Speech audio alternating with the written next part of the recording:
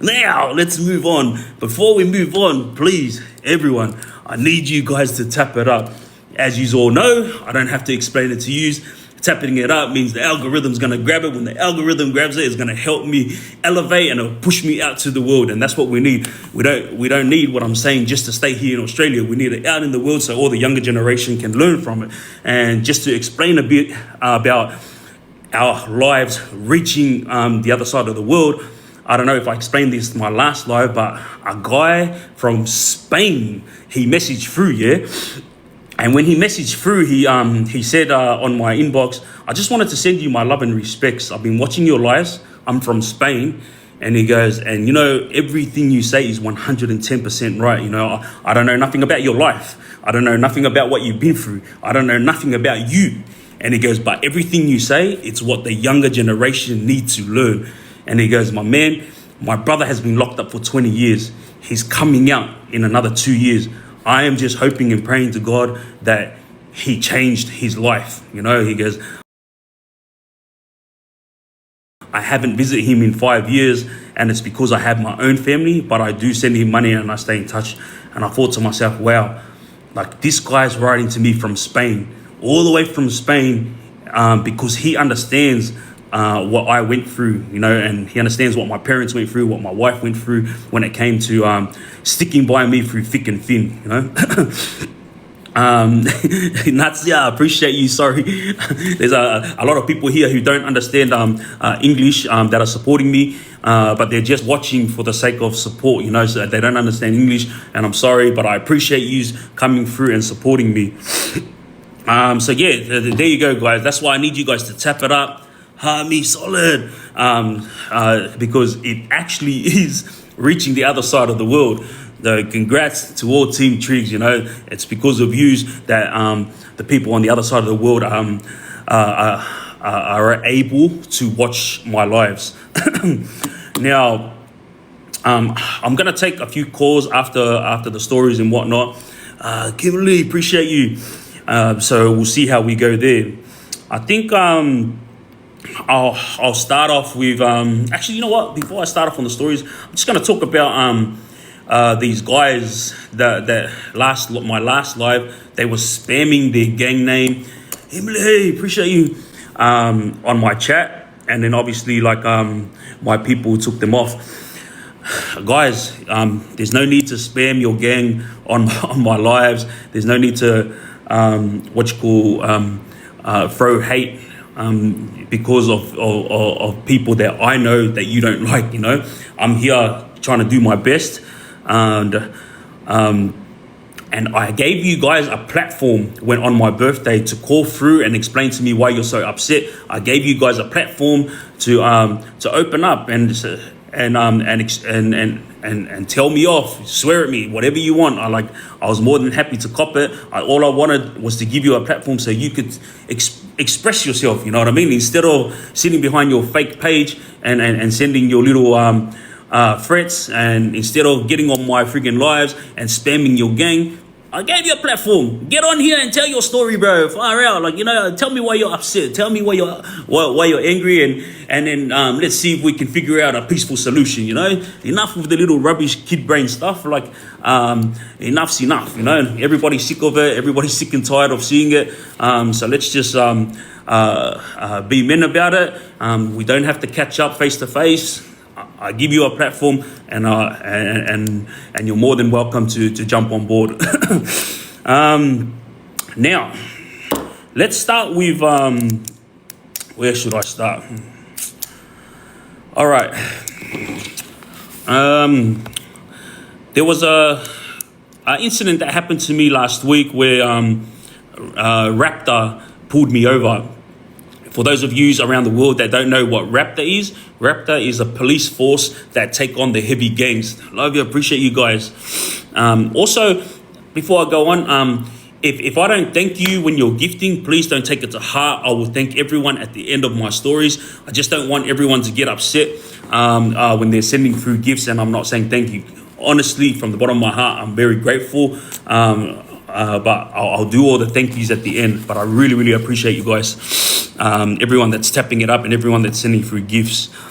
Anyway, the situation with Raptor, obviously I was going live when Raptor knocked at the door of where we do all our content, and it was funny because when the police knocked on the door, my 5'8" Classic went in and opened the door. They started speaking to him, and then they yelled it to me.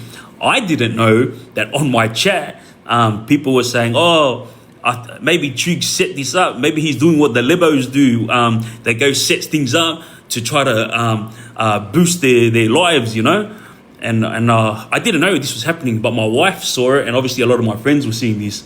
And so my wife was telling me, I was so happy when, because remember, she's in Queensland, but she goes, I was so happy that when you stood up to go speak to the police, you grabbed the phone off and you went with the phone. And I said, oh, why were you happy about that? She goes, because everyone in the live was saying, nah, this is just a setup. That's why he's talking from all the way where he's sitting to the door, you know. And for those of you who can see, that's the door all the way over there. So when I pointed the camera that way, I was talking from right here. And then the police officer asked if he could see me. And then I walked over and spoke to him, but I took the camera with me. And then when everyone in my chat saw Raptor across his chest, then everyone realized that I wasn't trying to set up any stupid moves in order to get a bit of clout, or in order to hype up my live, you know, get more views. Now, when they came that night, obviously I was filmed, and they said the same thing that they say to everyone, you know, there's shootings going on. Do you know anything about it? And if you don't know anything about it, do you have any fear for your life? This is the type of questions that they ask every Underworld figure, yeah? And I was, obviously I just answered him like a gentleman. I was like, nah, I don't know nothing about shootings except what I see on the TV. And no, I'm not in fear of my life. I didn't understand like why they were coming to see me when I'm on social media pretty much every day, like trying to teach the younger generation. But you know, they're doing their job. Obviously, I've got a big status, high profile, and I'm FBO order. You know, so it's understandable that they're gonna come and chat to me. But it was just weird, especially too like. They had every opportunity to grab me throughout the whole day. They had every opportunity to call me in and come and see them, because obviously they have my phone number and my pro have my phone number. But don't you guys think that it was a bit weird that they turned up during my live? All right. Who wanted to be on TV? Who wanted to be on my live? As I was like, afterwards, I was like, bro, they could have grabbed me at any time, you know, like.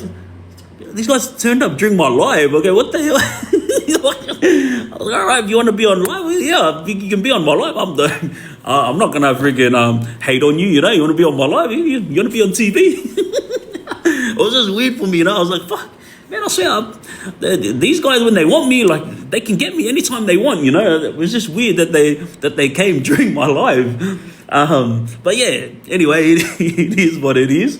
But I'm gonna post up a video after this live, yeah, and the video is of Raptor also seeing close brothers of mine, and obviously all of you guys heard when Raptor came knocking at my door, they were looking for my brother. I didn't understand why, but I kind of realized they are going around to all the people they consider Underworld figures, and they're talking to them about the same thing. Have you got anything to declare? Have you heard about the shootings? And if you haven't heard about the shootings, are you in fear of your life? So this is what they're doing and saying to everyone. Now, one of the Underworld figures that I'm very close with sent me a video of Raptor, but different guys. So the Raptor that came saw me, this was on the same night that I got seen. Another Raptor team went and saw a close brother of mine as well. And then not Raptor, but detectives, they also went and saw another close brother of mine, and the same thing, they got asked the same questions. So for all of you who don't know this world, it's not a thing where they're trying to harass, or they're trying to, how do I put it, instill fear in you to make sure you stay out of trouble. It's nothing to do with that. When there's a lot of rubbish going on the streets, they go around to everyone in the area that's considered high profile or people that they deem are involved, and they go and ask them these questions. You know, are you in fear of your life, or do you know anything about what's happening right now? And I'll give you a little example. Yeah. So back in 2017, I got out of prison, and obviously all of you guys know my nickname is Triggz, and a lot of things was happening around Alexandria city way when it concerned me, because me and my guys were doing a lot of debt collecting. And like I told you guys, for me to mediate situations, it's not illegal. If my dad had an issue with someone, I'm allowed to go there and mediate the situation between my dad and the person that owes him money. So it's not illegal to do this, and that's what I was doing back then, and that's what I do now from time to time. So when I was doing the debt collects the other day, I think it was, when was it? It was about a week or two ago. Yeah, Raptor. They harassed. They got in my mate's face and told him like, who are you? Why are you here? Why are you trying to put it on this person? But my thing is, what nobody knows is when I speak to people, I record it. You know, when I do the debt collects, and the reason why I record it is because so police or authority know that I never threatened them. That when I turned up, I was just there to highlight the fact that they owe money, and if they don't want to deal with me, then then they can go to court or deal with it the way that they want to deal with it. So. To all of you guys that was messaging through during the video that I put up of my wife and I getting harassed, I just want to explain to you guys, you know, I really appreciate all the feedback. I really appreciate all the comments, the support as well. And it was a very hard day for me, not because I got searched, like I can deal with that all day long, but I got pissed off because my wife got handcuffed. You know, number one, she's pregnant. Number two, she's never had any trouble or any dealings with police ever until she met me, you know.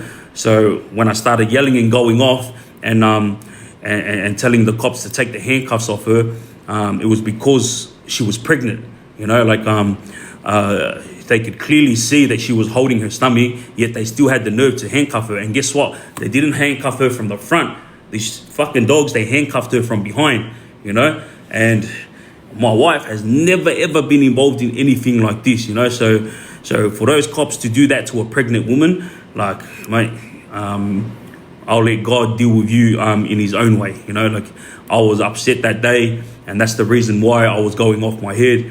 But thank God, the head police officer that was there that day, when I yelled out to him, "I know you're in charge. I want the handcuffs off my wife." He walked straight over and took the handcuffs off. I think he was a bit shocked when he saw that she was pregnant, you know. So he walked straight over, and then he took the handcuffs off her, and that's the only thing that I was upset at, like, you know. And the reason why I'm highlighting all this is because to all you younger generation and young adults out there, all right, if you live the life that you're living, you're gonna put up with stuff that I'm putting with now. Doesn't matter how much you change your life. Doesn't matter how many people stick up for you and say that you're a good man. It doesn't matter how many government officials or how many sponsors you have that write up references of how much of an impact you're making on this world, how much of change that you're bringing to this country. It doesn't matter. If you have a past in the criminal world, guess what? It's gonna happen to you. You know what I mean? You're always gonna get harassed. You're always gonna get picked on. And if something within the vicinity of your area occurs, they're always gonna come knocking on your door. Guess why? Because of your past. Now, this is why I always say to you, younger generation out there, protect your image. Yeah. When I say image, I'm talking about the criminal record side of things. Once you have a criminal record, that's the stigma that's stuck on you. Yeah, you're never going to be able to get away from it, because every time the police look on their system, your name's going to be right there. And when your name is there, it is a reason for them to search you. It is a reason for them to harass you. It is a reason for them to go out of their way to search your car or wherever they are, to pat you down. I'm telling you guys, if I could have started my life again, I wouldn't have become a criminal, because I realize now that if I didn't have a criminal record, I would be free to do as I please, travel the world. I'd be able to go to America, the UK, but I can't go to America because I have a criminal record. The law over there states that you have to be out of trouble for 5 years. But I know a friend of mine who went there after 5 years, and they still knocked him back, and they said, wait another 5 years. So there you go. Remember, it doesn't matter how much of a changed man you are. Once you have that dirt on your name, it is always gonna stick with you. So if you're a youngster right now and you haven't got a criminal record, protect it. If you're a young adult right now and you're in and amongst little things to make some side money, remember, as soon as you get that criminal record, it's stuck on you. And not only is it gonna harm you, it's also gonna harm your kids. It's also gonna harm your parents. It's also gonna harm anyone that's close to you. Doesn't matter if it's a girlfriend or a wife.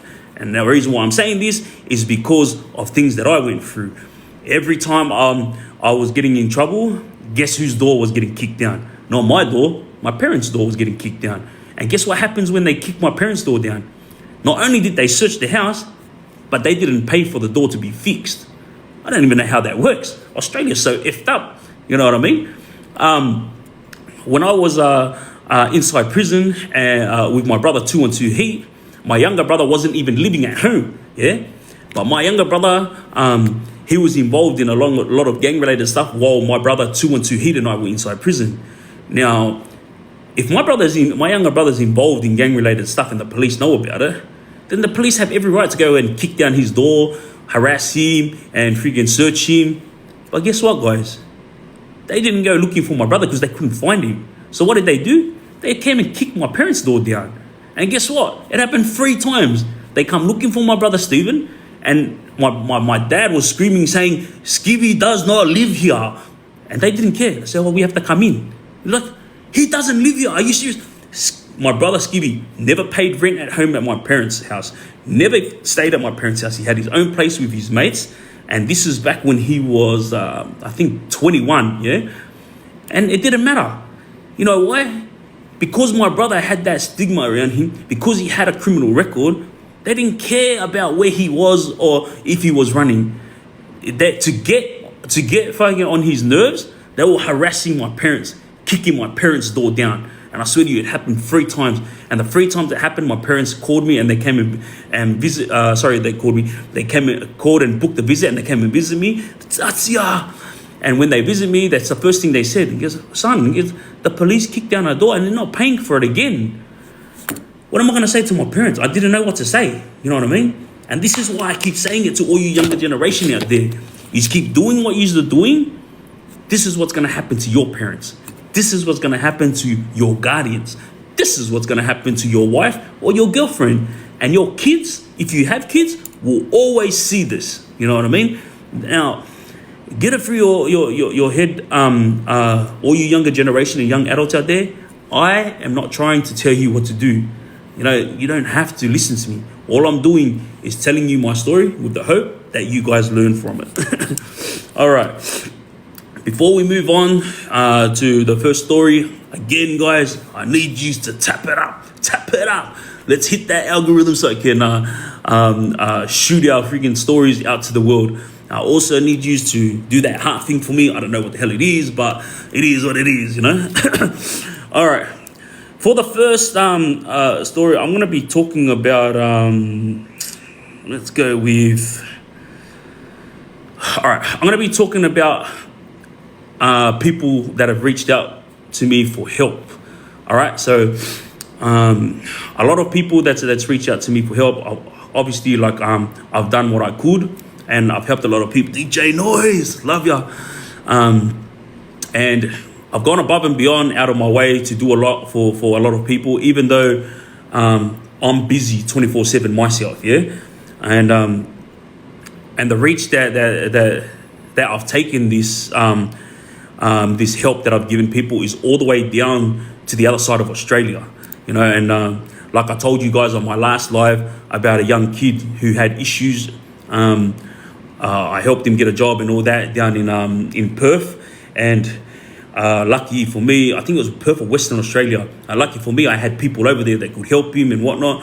And until this day, he's working and he's very grateful for what I did, and he full changed his life, yeah. But there's a lot of things that go into to the help that I have to give, because a lot of people ask for certain things. You know, some people ask me for money. There was one guy, he messaged me, yeah, listen to this. He messaged me and he goes, this is a message that I'm sending you. I don't know if you're going to read it or not, but here's a car that I want. He goes, if you get me this car, I promise you I'll stay out of trouble. I was like, what the? I don't know. I think this guy was probably like 22. And that's it. James, love you. But that's what he said. Because if you get me this car, I promise you I'll stay out of trouble. So I don't know if this guy was mocking me or whatnot. But it was pretty funny to me because I was like, what the? These guys killed my life. Now, other things that I've had to deal with is people not understanding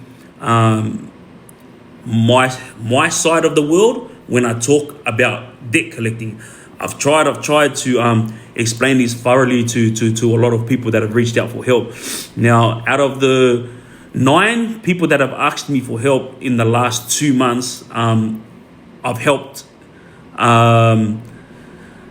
7 of them. So 2 of them I didn't help because look, I'm still navigating my way around it, but there's a lot of things that go into debt collecting. Now, number one of them, of these problems that I have when it comes to debt collecting, is the person that I'm collecting off needs to understand my side of things. All right.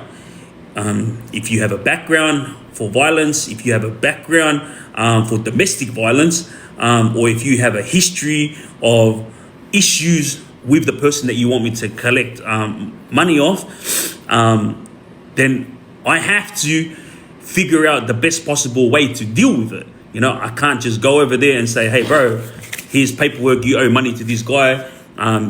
You know, let's mediate it. Let's figure out a peaceful solution. Yeah, I can't do that. You know, because this person and you have had an issue, and it's been a criminal issue. Now, one of the guys is from down Newcastle area. Yeah, he wanted me to do a collect for him. He said it was around about $500,000 that was ripped off him from his business partner. All right. Now, when I explained to him what I do, I said to him, I can't do it unless you have paperwork. If you have paperwork that he owes money, then I'm more than happy to come there and grab the paperwork, and I'll go see him, sit down with him, and I'll talk it out, see what I can do with him. But before I did that, I spoke to him on the phone and I said to him, do you have any history with this guy? He goes, what do you mean? I go, have the police ever been called because of you two arguing or you two fighting? You know, and he goes, there's an ABO between us. I was like, what? ABO? I go, what happened? And he said to me, we had a fist fight in front of his office when I went to try to demand my money back, and he put an ABO on me. I said, all right, number one, you and we can never talk no more. Oh, love you. Thank you, ready or not, my man. Joe. Wow. So the brother, I did ask him if I could mention his name wasn't here. You know, like his name's Joel, and he said, yeah, he didn't mind because I had to. Once I explained it to him how things work, then he understood. But he got upset at me, and he was saying to me, "Bro, it's I got the paperwork. Like, well, why are you like beating around the bush with stuff? I thought you can get this done just like that." I said, first of all, I didn't tell you I can get things done just like that. I told you I do this for a living, and I said, but I do it a certain way. I go, this comes with consequences if you do it the wrong way. this guy has an AVO on you, so I can't just go and see this guy on your behalf. If he has an AVO on you, that's how it happens, But I can go sit with him, explaining to him that I am close with you, and here's the debt that I would like for him to sort out, because you can take it to court. And 100%, every time someone gives me a debt collect, it's because they're in the right. I never ever stick up for anyone that's in the wrong, yeah? And this is why I'm speaking to the younger generation and young adults out there, because I know you guys are out there doing debt collects and stuff, but you are in the wrong. Every time you go and do these debt collects, you are in the wrong, because you're not approaching it the right way. You know what I mean? And that's what I'm saying. If you don't know how to confront people when it comes to debts, then don't do it, because you're going to end up getting charged. Just you raising your voice and saying, there's effing debt to be collected. If you don't pay him, you're gonna see guys at your door, and then you can deal with them. Just saying that's considered a threat, yeah? And you can be charged just like that. And if you don't have Australian citizenship, say goodbye, because you will do more than 12 months in prison. And the law is, if you do more than 12 months and you don't have a citizenship, boom, you're going back to where you came from. That's the law. If it's under 12 months, they might give you a chance. If it's over 12 months, see you later. You're gone. Just for saying those words. So this is the reason why I had to explain this on my live. Joel told me what the situation was. I explained to him, all right, this is the way it's going to be structured. This is the way I'm going to confront the situation. But then Joel started calling me and telling me what's going on. Started calling me and harassing me and doing my head in. And I was like, bro, what are you doing? And he said to me, what? He said, you were going to do it today, rah, this, rah, that. And I said to him, brother, do you understand? That guy has an AVO on you, yeah? And he goes, yeah. And I said, you're calling me and harassing me. So now the police have all your phone calls on my phone, yeah? And he goes, yeah. And I said, they can use that as evidence, because you're calling me so many times, meaning that you're telling me to go and put it on this guy. Is that what you want? You want me to get arrested? Is that why you're calling me so many times? Because you don't care about what I do, because I'm the one that's taking the job? And he was like, no, I don't want you to get arrested. And I go, why the hell do you keep calling me, bro? You only have to tell me once. I know what to do. I'll sort it out, and I'll figure out the best possible solution. You keep calling me. You're doing you're doing the police's job for them. The police are gonna just come knocking on my door, not your door, because you're the one that's phone is tapped, because they got an AVO on you, so they can do whatever. They can tap your phone, and when they're listening into your phone call, and you're fucking calling Triggz all the time and saying, bro, when is it gonna happen? What is it gonna do? Where do you think it's going to happen? You're not going to get in trouble. I'm the one that's going to get in trouble. Number one, I'm on parole. Number two, I've gone and confronted this guy after you're frigging doing my head in, and the police have it on record. And when I confront this guy, it actually looks like intimidation. It doesn't look like I'm going there to sit down with him to try to figure out a peaceful solution. Because mind you, both these guys have text messages on their phones of where they're threatening each other.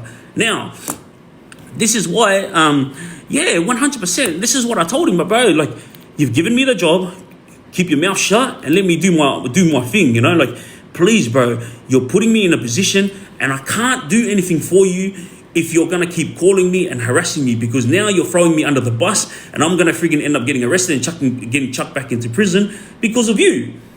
Once Joel realized this, and once he let it friggin' seep into his brain, that's when he messaged me and he apologized.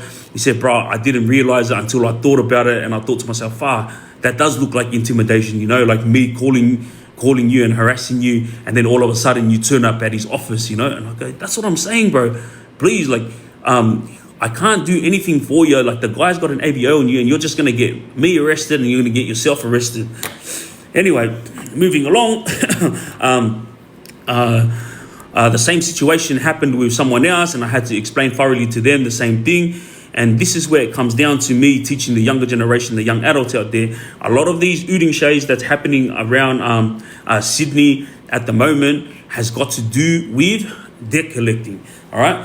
Now, when you're confronting a situation and you're explaining that they owe money, there's nothing wrong with that, because they know they owe money. You've got the paperwork that they owe money. So if you've got this in front of you, then why are you doing this at their house? why are you pointing this at their face? I understand you want the money ASAP, but this is going to get you put in prison, you know? Doing the stupid things that you're doing is going to make you end up inside prison for at least 4 years, you know? That's what's happening right now, because a lot of these people have connections to the underworld, and then obviously one underworld figure is going to stick up for their side, and then this underworld figure is going to stick up for his mates, and then, you know, instead of the two parties who have a legitimate situation, legitimate is, you know, that's the key word here. They have a legitimate situation, and then all of a sudden these underworld figures are involved and they've turned it illegal. That's what I'm saying, explaining to you younger generation out there, because I do know for a fact that all of you guys are doing a lot of these things. So a lot of the kidnappings that's happening right now is because of that. A lot of the shootings right now is because of that. You know, everyone thinks that a lot of this stuff that's happening is because of gang war. Nah, it's because of that. You know what I mean? And I'm not here to show the police. This is what I'm going through.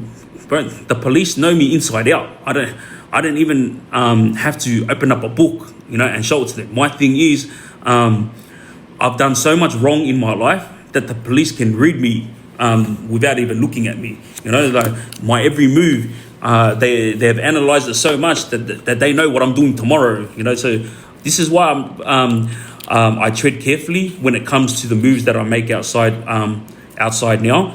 But I actually do not care whether they turn up or whether they pull me over, because at the end of the day, when I'm doing the right thing, I have no worries in the world. That's what I'm about. All right. Moving on from that story, we're going to be going to another situation, yeah? This is a situation that I was confronted with, I think about a month ago. Anyway, before I move on to this story, I need you guys to tap it up. Please help me, help you, help the younger generation. Let's go. All right. I got caught in, all right, to a situation. Actually, I didn't get caught in. What happened was I turned up, and I just happened to be in the right place at the right time, all right? And then I got caught over. So I turned up, and there was a big conflict going on between two sides, all right? I had nothing to do with it. I just happened to turn up to see a mate. And when I turned up to see my mate, the drama was already happening within the vicinity of where I was. And I steered away from the issue because there was a lot of screaming going on, and I just walked around them and I walked over and I started speaking to my mate. Then my mate started explaining to me the situation that was going on, because it was pretty bad. And when I say pretty bad, it was like Islanders, Afghan boys, Lebanese boys, and Assyrian boys who were all together complaining about another side who were bridging up, and apparently something occurred a couple of years ago and it was let go. It was squashed, and then they brought it back to light, and now this was the opportunity for this side to step up to the plate and said, you know what, enough's enough. We let you go before and we're not letting you go now. And then these guys were huffing and puffing and they were ready to go, you know. It just happened that I just turned up at that moment while they were huffing and puffing, ready to go. And when my close brother explained it to me, I was like, far out. I go, is that so-and-so? Is that so-and-so? And he was like, yeah. So I knew who these guys were, but they didn't see me when I walked in because I had my hoodie over my head, yeah? And I had my hat on, so they didn't know who I was. It wasn't until I took my hoodie off, all of them realized who I was, and they walked over and said hello. And when they walked over and said hello, they asked me, I asked them, I go, hey, what's going on, boys? And they were huffing and puffing, and they were like, wow, these freaking dogs, blah, blah, this, blah, blah, that. Started explaining it. And I was like, fuck. I'll go, boys, you really want to go down that route? And they're like, yeah, F these guys, you know, like, mate, we let them go once, we let them go twice. This is the third time that they've done this, you know? And I was like, yeah, but far out, like, what you guys are telling me, like, boys, you do realize if you get caught, You're going to be doing a long, long time. And I'm not talking about 10 years. You're doing longer than 10 years if you get caught. And like, we don't give a F, we don't give a this, we don't give a that. I know, like, we've let it go so many times, but, you know, enough's enough. You know, like, these guys think we're, what's called little kids, you know, we just cop this stuff on the chin and let it go. We only let it go because of the brother. So the guy that I was catching up with, he's like very, very respected in the community. And when I say the community, I'm talking about the Muslim community, yeah? And so a lot of people come to him for advice, and they also come to him for help when certain situations arise. And he also had nothing to do with this situation, but these guys were arcing up within the vicinity of the area that we were all in. And then obviously they explained it to him, and then it was explained to me, and then I was speaking to them about it. And when they were talking about what they were going to do, it was going to be that night. But I was actually there, I think it was about 2 or 1 p.m. in the afternoon. And I said to them boys, fuck, do you mind, like, maybe I can go and chat to them and try to figure out a peaceful solution instead of you guys, you know, doing this stupid thing. Trust me, boys, you hear me on social media, yeah? And they're like, yeah. I go, look, I'm not trying to tell you what to do. I go, do you? If this is what you want to do it. I'm not going to stop you. But all I'm saying is, if you give me an opportunity, I can go over there and chat to them and explain to them why you guys are upset. And then maybe they'll want to play ball with you guys, yeah? And I go, because if you go there right now all hyped up like that, something's going to happen. And trust me, all of you are going to end up in prison, you know? And they took a backward step, and they started chatting to each other after I said what I said, you know. And long story short, they came back to me and they're like, all right, you know what, Triggz, stuff it. Like, what you say on social media, you know, it's stuff that the younger generation need to hear, yeah? And I go, yeah. And he goes, you know, we're not young, you know, we're not little kids, we know what we're doing. And I go, yeah, that's understandable. And then they said, but we respect you, so yeah, we'll give it a pass, so that you can go and talk on our behalf. We'll let it go for today. So pretty much, I stopped this other family from getting got that day, you know, because they were going to get got that night. These guys were so upset. And you have a think about it here. When these nationalities come out to play, you know, they're not playing.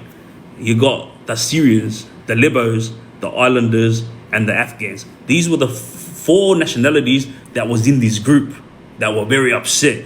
And for all of you guys who know these nationalities, you all know they don't take a backward step. They go on with it. It was just lucky for me. I was in the right spot at the time, and I actually knew the leader of the crew, you know. And when I asked him if I could go talk on their behalf and try to sort it out peacefully, he you know, like he didn't want me to talk on their behalf, but he accepted it just out of mutual respect. All right.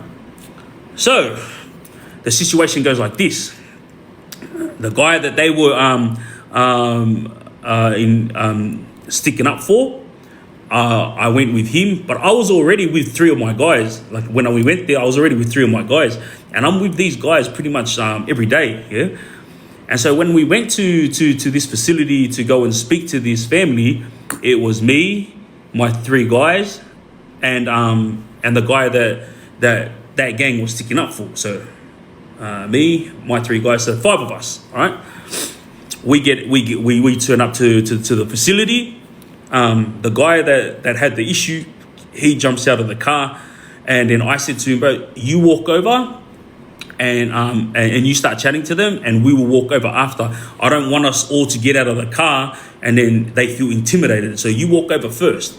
So he goes, all right, sweet. So he walks over and he connects with the head of this family, and they start chatting. As they were chatting, like there was a little circle around them, and then me and my guys got out of the car, and then we walked over.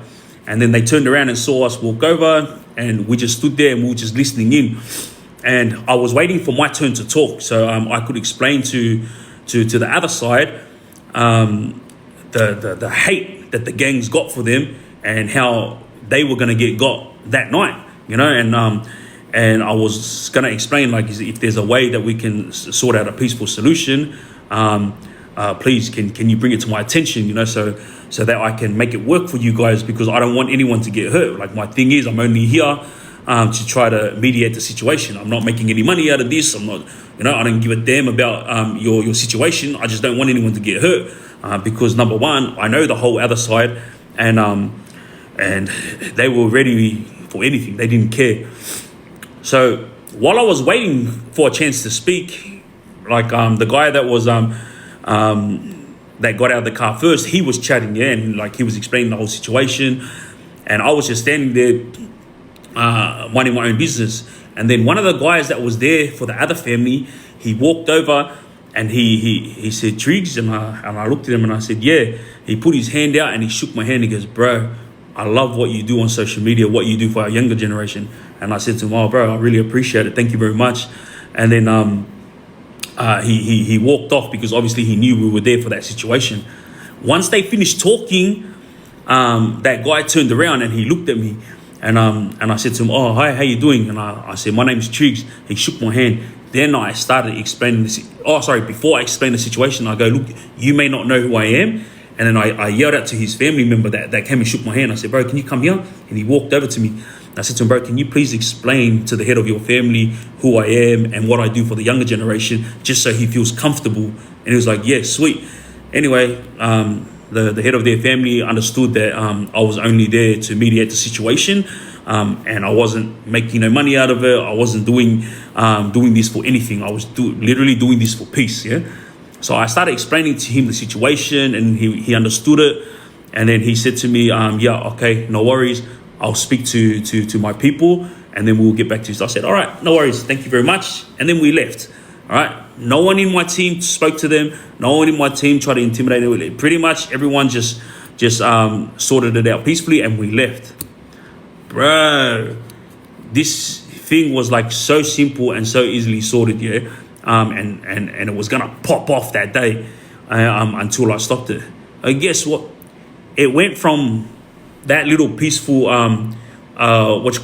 chat that we had at that facility to the next day, friggin' all this chatter was going on about going to war and this and that. And I was like, bro, what the? Like, this was coming back not only to me but to other people that actually weren't involved either, yeah? Like my close brother, he had nothing to do with it, and yet he was being thrown on the bus. Now, the reason why I'm telling you guys this story is because this ties in to what happened when Raptor came and grabbed us. And for all of you as well that don't know, appreciate you. When I got searched that day, when I was with my wife, I didn't realize, but a lot of my guys got searched, not only outside here, but also inside prison. So I got a phone call today, and the phone call was from the boys inside prison, and they were like, bro, last week? And I said, yeah, the same day I got searched, every single one of the Bloodline boys got searched inside prison. And then I thought to myself, whoa, you know what? The only time I heard of this happening was with the Comancheros and the Finks bikie gang. So back in 2012, Mick Howie was at Lithgow prison with me. He's a close brother of mine. We'll kick him back, and then they locked the whole prison down. And when they lock the whole prison down, it's usually locked in all day. The only time we see screws is when they bring our lunch and our dinner around. But I just kept hearing all noises, crashing, this, that, and I was like, bro, what's going on? So I climbed up, and there's like a little grill at the top of your cell door, and I looked up the top, and I was like, bro, what the hell? And the Comanchero boys were all getting searched, and they were also getting strip searched. So all their cell got turned upside down, and all their their books were being read through. Like the cops that were searching them were looking through their books if they wrote anything in there. And I remember when they searched Mick Howie, they brought him out of his cell, and obviously all the cops were there. So this is weird for me because I had never seen any real police inside prison. The prison officers run the prison. So I didn't understand why police were inside prison, But yeah, they locked the whole system, the whole jail down, and the police came in, and then they went straight to Mick Howie's cell. They brought him out, and Mick Howie, for those of you who don't know him, he was one of the big bosses of Comancheros, and And what happened is when they grabbed him out of his cell, they explained who they were, and they explained that they were going to search his cell. And then the first thing they said to him is, do you have anything to declare? And Mick is a bit of a joker, yeah? So Mick Howie goes, oh, nah, I got nothing, or maybe except just the AK-47 under the bunk bed. And I remember when he said this, like, the boys in the wing started laughing, and the officers didn't even laugh, you know. They're like, haha, like that. And then they just moved him to the side, handcuffed him, and then they walked in and they searched his whole cell. They strip searched him. Every Comanchero at friggin' Lithgow prison got searched. Every Comanchero at Silverwater got searched. And every Comanchero at Wellington prison got searched. So last week, when I got pulled over and searched, it wasn't a coincidence, because every Bloodline member at Clarence got searched. Every Bloodline member at Junee got searched. Every Bloodline member at Wellington got searched. So when I got notified this morning about this, I was like actually shocked. I was like, oh wow, this is like the thing that happened back then, because the same thing also happened to the Finks boys when they got hit outside here with raids. The boys inside prison, all the Finks boys also got searched up at Goulburn when I was with them. So how it works is a lot of things that happen out here is ordered from inside the prison. So when the prisons get hit, a lot of boys, for some dumb reason, they write down criminal stuff that they want their mates on the outside to do, and then some of them are dumb enough to leave the paper lying around. So this is why the police, when they search, they go looking through all the paperwork to see if they can find anything illegal that was written down. So back to what happened that day. It escalated like very, very quickly, yeah? And everyone was throwing threats around.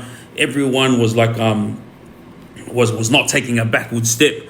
And then I said to myself, you know what? I got myself into this situation to try to calm it down and to try to call peace, because I didn't want anyone to get hurt, all right? Now these guys are going gang route, and they're wanting to go head to head.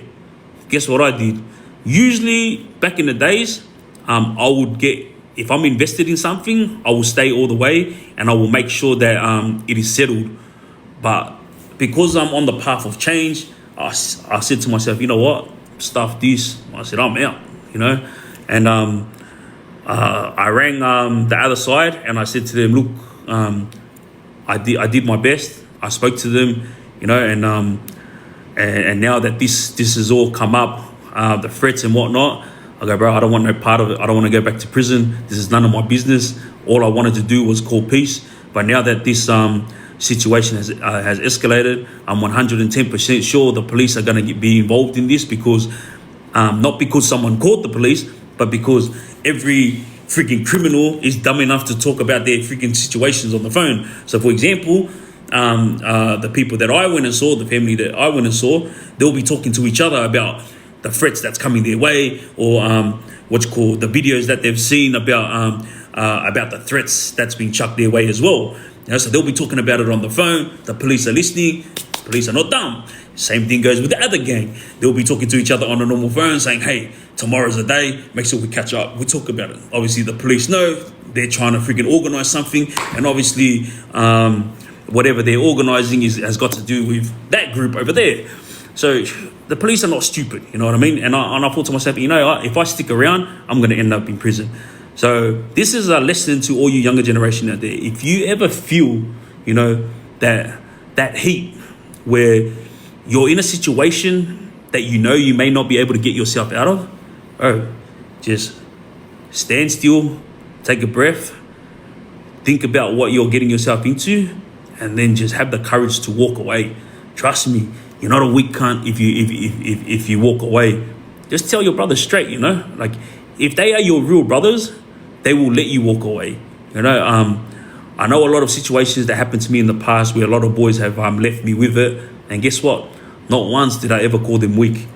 My thing is, I'm happy to deal with it on my own. You know, I'll walk that path no matter what happens to me. But that's me. You know, there's only so many people like myself. You know, my brother's just like me. Even if he's by himself, he'll do what needs to be done. And there's a lot of people inside prison and a lot of people out here that are exactly the same way. You know, I'm not one of a kind. There are a lot of guys out there that go on with it. But just like my mum always used to say to me when I was younger, Peter, there's always someone out there that's bigger and stronger than you, so be careful. All right. Now, I walked away from that situation, and I found out today that, you know, my friend that I went and saw, who had nothing to do with it, mate, he literally had nothing to do with it. The only reason why he spoke up was because they were the ones that reached out to him for help. So he spoke up and tried to help. And then all of a sudden, boom, threats came his way, and threats have been made on his family. And then on top of that, the police have turned up and given him a warning that there's a rumor on the street that he's going to get kidnapped. You know, so the police are listening to the phone calls, like I just freaking told you. You know, if the police, how the hell is the police going to know that he may be in a situation where he gets napped? They don't know. But guess why they know? It's because these idiots are dumb enough to talk about it on a freaking normal mobile phone. Fuck, this is what freaking frustrates me, you know? People who are involved in the gang-related stuff, like, you know what you have to do. Meet up and talk face-to-face. The hell are you talking on a friggin' mobile phone for when you know that the police are listening? You know, especially when there's a big situation about to explode. You know what I mean? But then you have to look at it in the other side of things, where people will intentionally speak on a normal mobile phone with the hope that the police are listening, so they can always say, I never dogged anyone in. The police knew it from I don't know how. But they knew what they knew, you know, off their own accord, had nothing to do with me. This is what you call dry snitching. When you're on the phone talking, on a normal phone talking, intentionally with the hope that the police are listening, all right? So when the police turned up to my mate and told him, you know, are you in fear for your life? And he was like, no, why should I be? And then they said to him, look, we're going to have to explain something to you. We've just got word that this group are trying to organize for your kidnapping. He was like, what? He goes, yeah, they want to kidnap you. And he was shocked because he's like a well-respected member of his community, yeah? Like, everyone comes to him for help. Everyone comes to him for advice, even for advice, you know. You know, if the bloke was a gangster, I would call him the Godfather, but he's not a gangster, so all I can say is, like, he's very well respected, you know what I mean? And so he was shocked himself when he heard about this rumor, and he was like, what the hell? And then I said to him, bro, you know what? It's just time for you to keep your nose out of it. Like, honestly, like, this was supposed to be a simple situation between this team and this team, and all I was doing was trying to call peace, and now all of a sudden you're getting threats. And lucky for me, I wasn't getting any threats. But everybody knew that when I turned up, I was only turning up to mediate the situation. But I don't know how my mate ended up getting threats on his life. The poor bloke didn't even do anything wrong, you know. He didn't even want to be involved in it. He was not making any money out of it either, you know what I mean? But this is what happens when you get involved in stuff that's got nothing to do with you. You're going to get thrown under the bus. And the worst thing about it is, you know how I went to that facility to sort out this situation. These guys made a big, massive lie and said that my mate turned up over there with a whole heap of islanders and threatened that side of the family. And they said they had camera footage and this and that. And then I started laughing. I was like, hang on a sec. If they've got camera footage of this, then they would see you weren't even there. And he was like, that's what I'm saying. He goes, I freaking had nothing to freaking do with this. He goes, you had more to do with this than me. And I started laughing. I got, bro, I'm sorry, bro. You know, like, I don't even know why I freaking got myself involved in this. So, you know, to all you younger generation out there that's listening to this story right now, just remember, you know, if you choose to get yourself involved in certain situations, I'm not trying to tell you what to do. All I'm saying is, if you hear or see something that you feel is gonna be a burden on your shoulders and on your family's shoulders, then have the courage to just walk away. Because trust me, you're going to end up in prison a very, very long time. There's a lot of youngsters inside prison right now over the postcode postcode gang wars, who are in for murder because they abstayed guys. And I'm telling you, every single one of them are serving over 10 years, and all of them are gutted. All of them have turned religious, No one's trying to be a postcode gangster in there now, Now they're looking at now they're doing that big long time, they're all trying to get into writing music. They're all trying to read their Bible every day, but it's too late. There's 15 years of your life down the toilet, all over a situation that didn't have anything to do with you. Because mind you, the three youngsters that I met that were in for Erdeme, they were in there, and they weren't even a part of the situation that occurred. They were only a part of the gang, so they would go in there to back up their gang members. They were the ones that ended up doing that, and then they were the ones that ended up in prison, because the bloke, the youngsters passed away. You know what I mean? So, yeah, I got myself out of that situation, but I don't know what's going on now. I've left it at that. Yeah, someone just wrote in the chat now, like the situation that happened at Blacktown, the shooting with the Islander kid, Mel Seve. It's the same thing, my guys met Mel inside prison, and same thing. He was from an area, what's called Guilford, Maryland's area. And when he went inside, he had nothing to do with the postcode wars, yeah? Yet he was fighting for his life because he was from that area. So this is all the younger generation situations that's happening outside here and inside there, Anyway, God willing, these guys can come to a peaceful solution. I don't know what's happening. I don't care what's happening. I've, wiped my hands of it. Like I said, I was there to sort the situation out, but then the other family escalated it, and then they made up. I don't know if it was them or their friends that made up these lies about other people turning up and us trying to intimidate them. But at the end of the day, the camera footage is there, and when you look at the camera footage, it will show clearly one person talking to the head of their family, and then it shows me shaking his hand. He also shakes the other boy's hands, and then we walk away peacefully.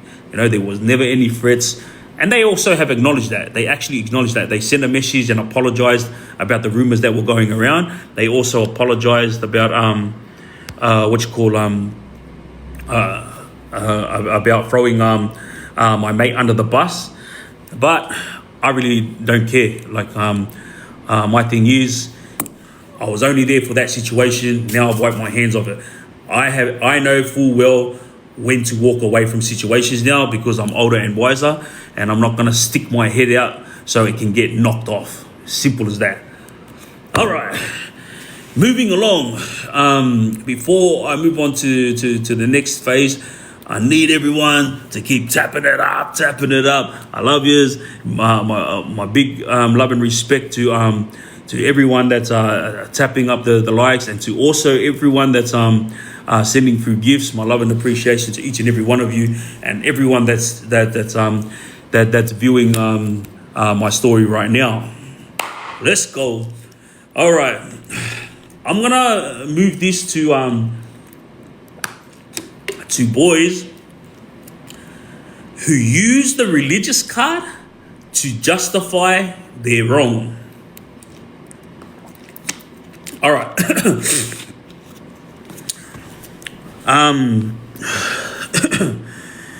A lot of guys that are in the gang world, yeah, mainly the Muslim boys.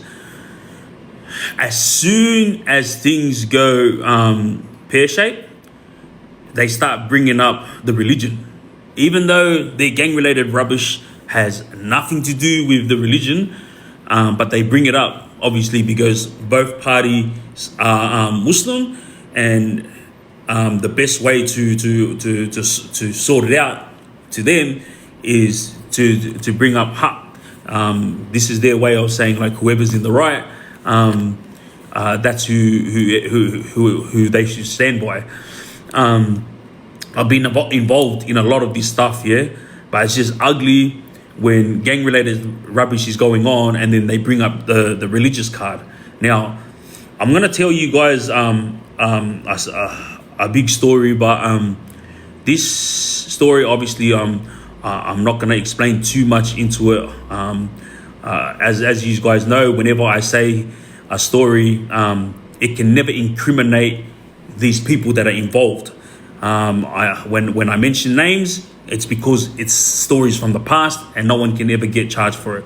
And if I don't mention names, it's because it's ongoing right now, and I don't want these people getting arrested because of what I say. But I only tell these stories because I want the younger generation to understand that this is how the criminal world works.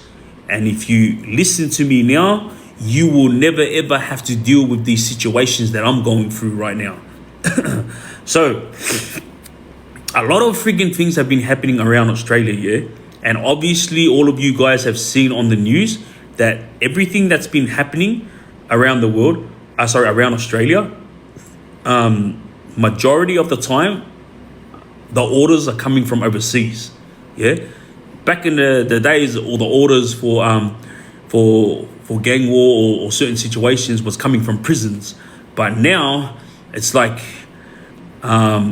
just like technology has elevated, the criminal mind has also elevated, you know?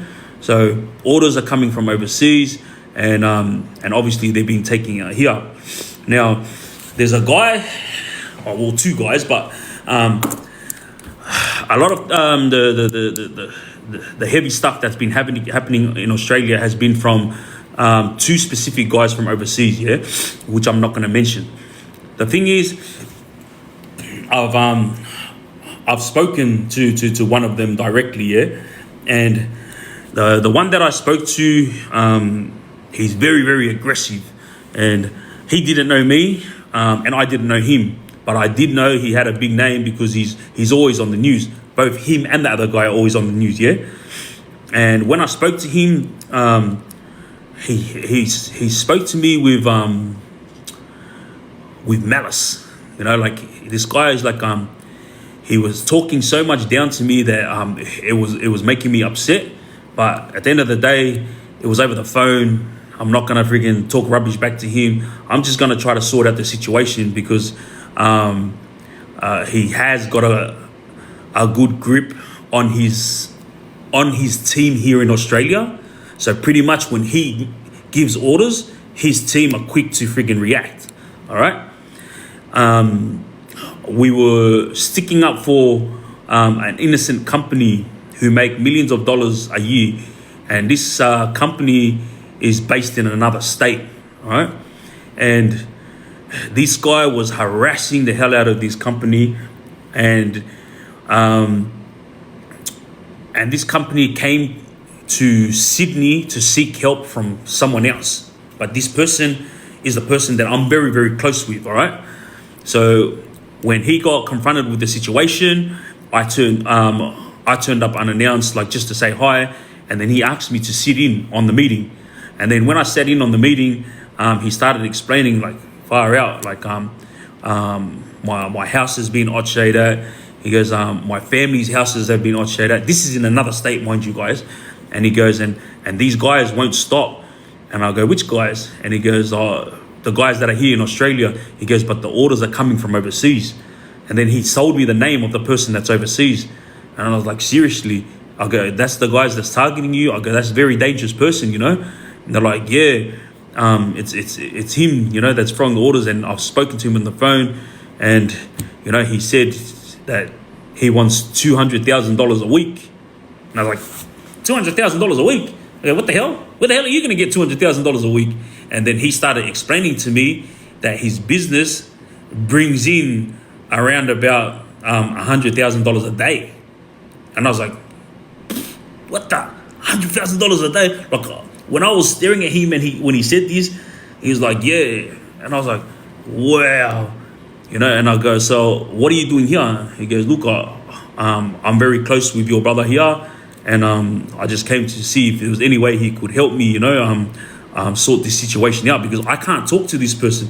He's overseas and he wants what he wants. And then he was saying to me, look, I'm happy to pay $20,000 a week, but not $200,000 a week. He started explaining to me, I can't. I have bills. I have mortgages. I have 4 houses I have to pay for, and this guy doesn't understand that. Like, he goes, my facilities that are making money is what's called. It's not like it's money that's going straight into our pockets. He goes, we have to restock. He goes, we have to pay bills. He goes, and the houses that we bought and the cars that we bought, you know, it's finance and mortgages. We're not as rich as everybody thinks we are, you know. And he goes, yes, we have money, but we have a lot of bills and we look after everyone overseas. So when he explained this thoroughly to me, I was like, wow, this guy's amazing, you know. Like, he can hardly speak English that well, but mate, he's got it down pat. Like, he's worked the system, the Australian system, in his favor. He's not doing anything illegal, yeah. He's doing everything the right way, and he's just killing it. And then what happens? In comes the spider and friggin' starts weaving this web around him, and now it's trying to tell him, you know, if you don't pay up, we're gonna eat ya. And I was like shocked. Okay, how in the hell did an innocent family like yours get, you know, into connections with the overseas guy? And I said, we haven't got connections with them. Okay, there's got to be a reason why they turned up to your door. And he goes, no, there is no reason. They just turned up. I was like, seriously? And they're like, yeah, we do not know them from above. So they turned up and this is what they demanded. And I was like, wow. But guess what the friggin' biggest thing is, yeah? The biggest thing is this guy is also involved in the situation that I just told you about 5 minutes ago. Yeah. And guess what? When this situation was happening, the guy from overseas was throwing threats at the gang that had troubles with the other crew that I went and saw. But this guy from overseas sent his messages to this gang. The ones I told you, that's the Assyrians, the Afghans, the Lebos, and the Islanders together. He sent his messages to this crew, and he said to them, 1, 2, 3, this is my name. He goes, if you go near my people, we are gonna attack. And then I don't know what he was thinking. Like, he's overseas, you know. And I thought to myself, when I heard the what happened, I was like, whoa, hang on a sec. You're throwing your threats from over there to an actual gang, a real gang here in Australia. Like, what do you think is gonna happen? Like, did you think they're gonna backpedal like these legitimate families that you've been harassing, you know? And look, I have nothing against the guy overseas. I have nothing against the boys that are gang related here. I'm just telling this story so that each and every one of you out there can understand that this stuff happens. Now, remember what I always say to you guys, you know, awareness is safety. I'm making you guys aware that these types of situations happen, yeah? And now that you guys know that this type of stuff happen, you know, you're able to keep yourself safe, all right?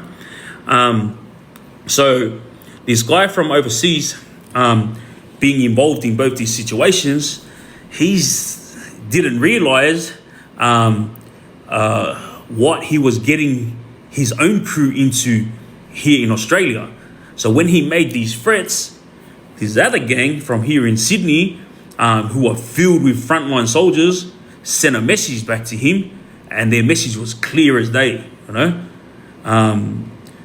When I heard the message that they sent back to him, I was like, whoa, this is like bad, you know. And obviously, for those of you guys who don't understand this world, this is how it works. He's the head of the family overseas, yeah? He dictates how everything works. Now, I'm explaining this to all the younger generation and to all the young adults right now, all right? See this guy overseas that's like living like a king? He sends a message to Australia to his number 1, 2, and 3. You know, usually they'll have a right-hand man that runs everything, but a lot of the guys overseas would have about 2 or 3 that leads the way. All right, I don't know how many leads the way for this guy, but let's just say it's 1. All right, guy overseas sends the message to the right-hand man over here in Australia. The right-hand man sends out the crew to sort out the situation. But guess what? Remember the head up here? He's the one that dictates how it goes. So right-hand man is going to follow instructions. And these are the simple instructions. And these are the simple reasons why all you younger generation out there doing stupid things, all right? The guy overseas orders the right-hand man. Right-hand man orders the boys to go out and find who? Find anyone that is under 18 years old to go do these crimes, because if they get arrested, guess what? They're not going to do big time. This is how it works, all right?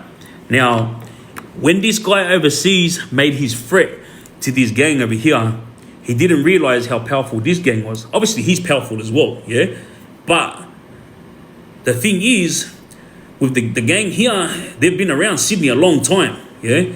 And as soon as they got that threat, they sent a message back and they said, yeah, do what you need to do. But guess what?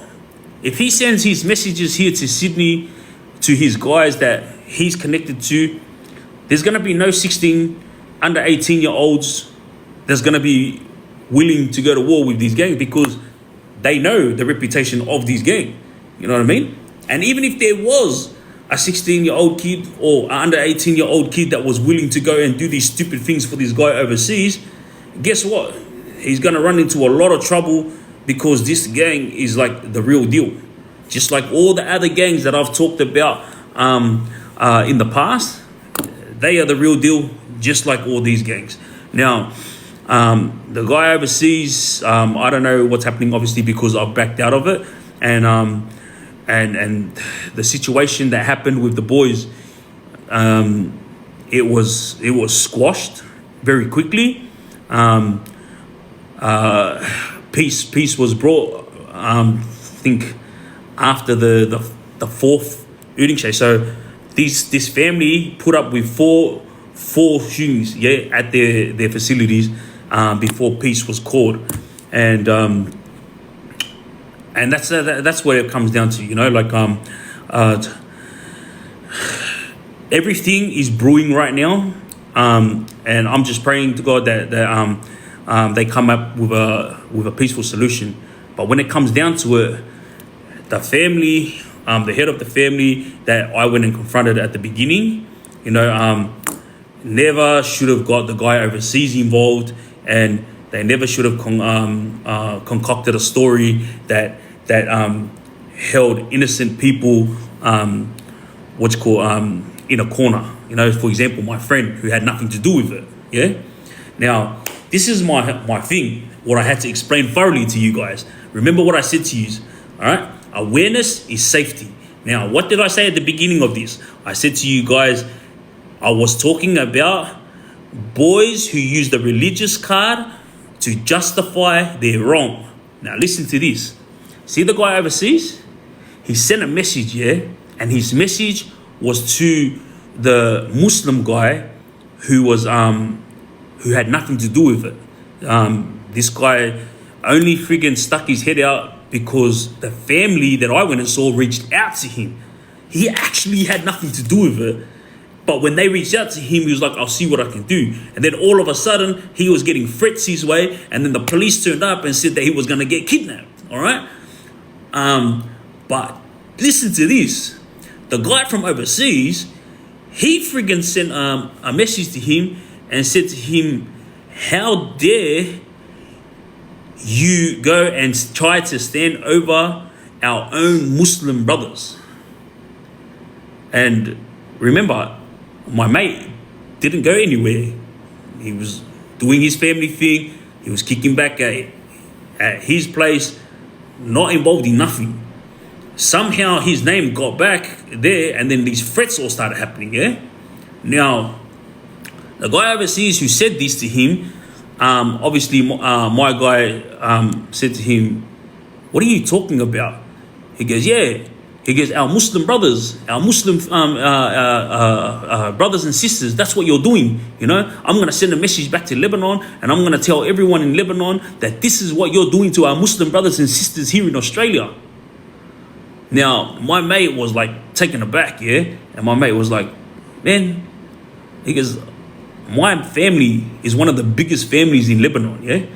Go and say what you want to say, because everyone there and everyone here knows that I always do the right thing by people. I had nothing to do with what you're talking about. I wasn't even there. Why are you trying to throw me into the mix when I had nothing to do with it? And the guy from overseas goes, because I know that you were there. Now, the guy from overseas doesn't realize that this story was concocted from this family, you know, like to try to blow it up a little bit. But the brother that I'm close with actually had nothing to do with it. And now he's copping all this flack over it. And then this guy is using the religious card to try to justify what he was going to do to my mate. Yeah? And when I explain it like this is what I mean. Remember the friggin' situation that I just explained to you before about the families from the other side of Australia who was getting Otshaya? Now, guess what? They were Muslims. Yeah? They're from the same sect as him. Yeah? Now, he's gone and threatened my mate, saying that I'm going to tell everyone in Lebanon that this is what you're doing to our Muslim brothers and sisters. But guess what? This guy overseas, he's been doing it to his Muslim brothers and sisters for the last 5 years. So this is why I have to say, like, I'm not trying to belittle anyone. All I'm trying to say is this is how gang life works. For all of you out there that want to be involved in it, this is how it works.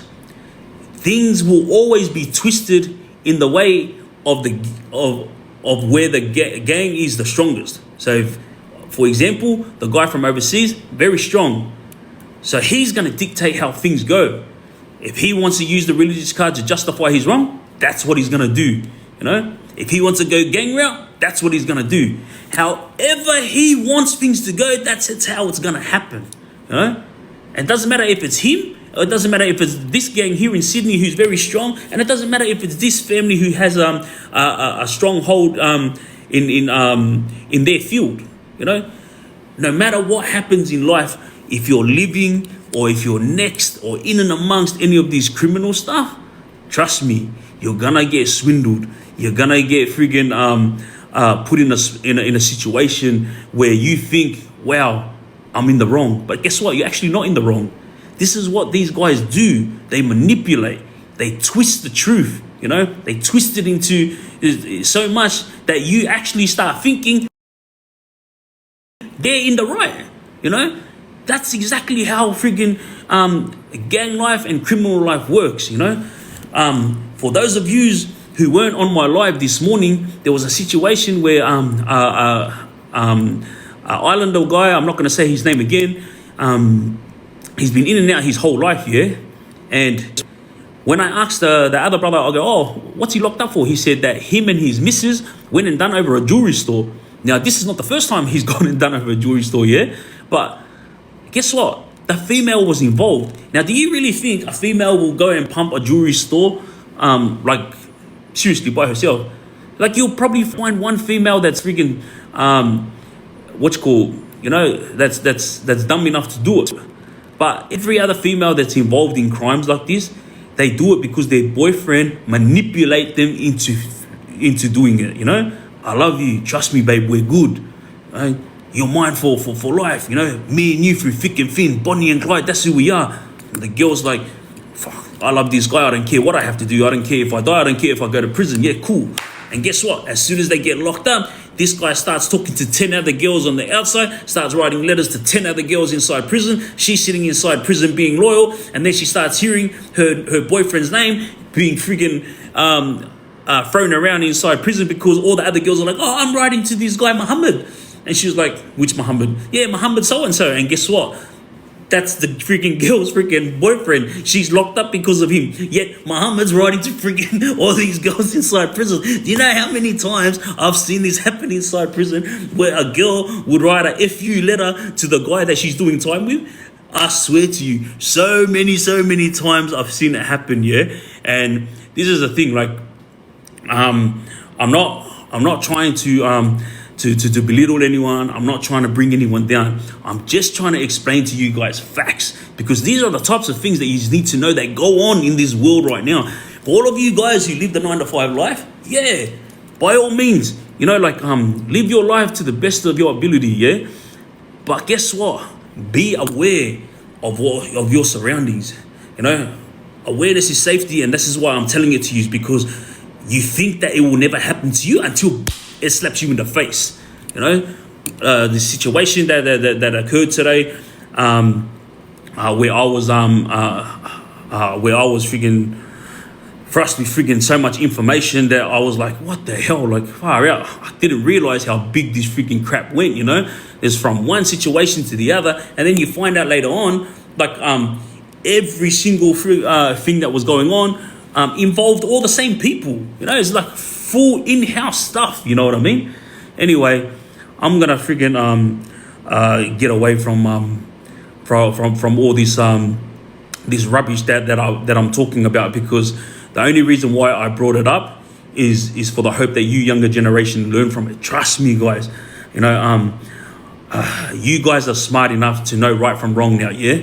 And I'm not gonna freaking sit here and try to tell you what to do, but I'm very grateful to all the younger generation and young adults that have confronted me on the street and you know, come and shake my hand, and a lot of the younger generation that have messaged through and explained to me that they were gonna join gangs until they heard what I said, and what I said is what they didn't want to go through. Yeah, I'm gonna tell you the funniest, most cutest thing that I saw in the last 5 days. Yeah, it was a video that got sent to me, and it was one of those disappearing videos.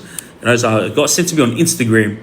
I didn't think nothing of it. I just pressed it, and then boom, when it opened up, all I seen was a TV in a living room with my face on it, and it was me talking to like the younger generation. And guess what? There was an 18-year-old boy sitting there watching it with a 10-year-old girl. Like, this little 10-year-old girl was like right in front of the TV, and she was like this, watching what I was saying. I think she was 10 or 12, something like that. She was a very young girl. Bro, I swear, like, yeah, it freaking hit me hard. I was like, whoa, I didn't think my words would hit someone so young, you know? And then the guy who was taking the video was her older brother, yeah? He goes, hey, sis, what are you watching? And she turned around like that, and she goes, I'm watching Triggz.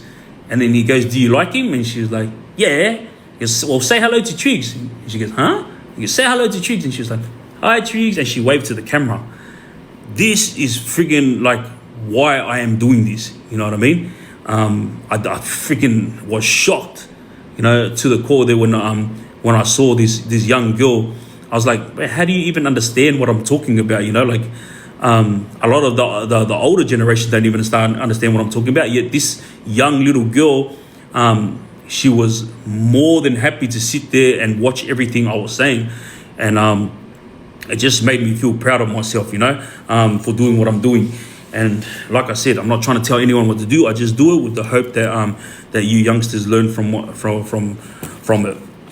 I was gonna freaking tell stories of these other two situations, but you know what? I'm gonna just save it for next live. This has been a live that I didn't expect would be so heavy. Like, every story that I've told used in the last almost 1 hour has been pretty heavy stuff, you know. So to everyone that's been asking me as well about Melbourne gangs, yes, I do know a lot of Melbourne gangs. I do know a lot of Melbourne heavies, like my close brother Nach. You know, only reason why I don't talk on these gangs is because I don't know their stories as well as the stories that I know here in Sydney. You know, like, obviously I know their names and I know their history, but like I said, I only talk about things that I was involved in or in and amongst with. So I'm not going to talk on the Melbourne gangs if I wasn't involved in it or if I wasn't in and amongst it. But the one thing that I would want to say to all the Melbourne gangs and whatnot that are over there, guys, there's a lot of people up there who are racist. Yeah, I don't understand how Melbourne is turning into this. But to all you guys who are getting influenced by this racist leader up in Melbourne, bro, take a look in the mirror. Yeah, like this is the era of technology, and you have like so much to live for, yet you are choosing to go and raise your hand up and rep this white racist stuff. You're living in a beautiful country. I don't understand why you're bringing that rubbish here to Australia. Yeah, and this is why I don't understand all the Melbourne gangs. You are actually putting up with this stuff. Here in Sydney, there is no racist that even has a say in the prisons, yet alone out here. If there are racists here in Sydney, they all hide. They may liaise with all their leaders up in Melbourne, but they wouldn't even dare, stick their head out, because they know that every gang here in Sydney will knock it off, knock their head off their shoulders. So this is the reason why I don't want to talk too much about Melbourne, because it upsets me at the fact that these white supremacy gangsters, sorry, they're not even gangsters, but like these white supremacy people who are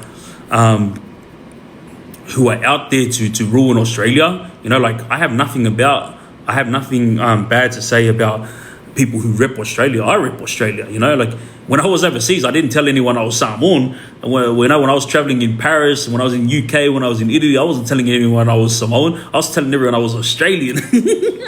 And the reason why I was saying that was because I didn't realize until I started traveling is everyone around the world loves Australians. But guess what? There was one thing that everyone around the world hated about Australia, and that was the one thing that was always brought up. And remember when people would ask me, "Hey, where are you from? Your accent sounds familiar." And I said, "I'm from Australia." I said, "Oh, we thought you were New Zealander." I said, "No, I'm Australian." They're like, "Oh, man, Australian people are very beautiful people, but your country, the government is shit. Your laws are rubbish." This is the one thing that is said around the world about the Australians. The laws and the government are rubbish. And man, I keep telling you guys every single week, people power is the only way we're going to fix this country. But look, the other week, my lives, I had 67,000 people come and go from my life. 67,000 people, that's what you call people power. Yet, when it comes down to things like innocent kids getting searched, family members getting harassed at prison visits, I tried to explain this, and you ever think about it. Here's one inmate that's locked up in prison. I said to all of you when I first started doing lives, if you have someone that you love that's been to prison or that's in and amongst crime right now, help me help that person. Yeah, the only way that I can do this is if you guys jump on board with my platform and help me get the word out there, support me. Yeah, and if you have a look at the followers, it's nothing compared to the amount of people that turn up to visits every single week. There's like 500 inmates per prison. The only big prison there is Clarence. I think it holds about 1,500 people, inmates, and one inmate will get 5 visitors. And it's beyond me how people can just sit there and cop it on the chin. And that's what I'm saying. The only way to change this country is people power. If you are not going to stand up for yourselves, then who the hell is going to freaking stand up for you? I can't do nothing. I'm freaking one person. I'm only just. And on top of that, I've got a criminal record, so no one's going to bloody listen to me. So if you're thinking Triggz is going to run for Prime Minister, then think again. But yeah, anyway, I'm gonna shut this down here. This is going on long enough. Before I jet off, I'm just gonna send my big love and respects to everyone out there that's been tapping it up. Wow, I love you. 645,000 likes. Wow, and it hasn't even been an hour yet. You don't get that in any other platform except on Triggz platform. And I'm only gonna say it because it's real. All the big influencers and all the big guys that battle on a daily basis, they actually send me messages and they're like, bro, man, like your Triggz team and people that support you, far out, bro. Like, they go hard for you. How in the hell, like, are you reaching 1 million likes? We've been on the platform for over 3 to 5 years and we've never freaking reached 1 million likes. And I was shocked, and I was like, wow. Like, I remember my auntie, she said to me last week, she was going, far out, my finger's so sore from tapping my bloody phone for you. Yeah, so everyone out there that's tapping it up, I want you all to know,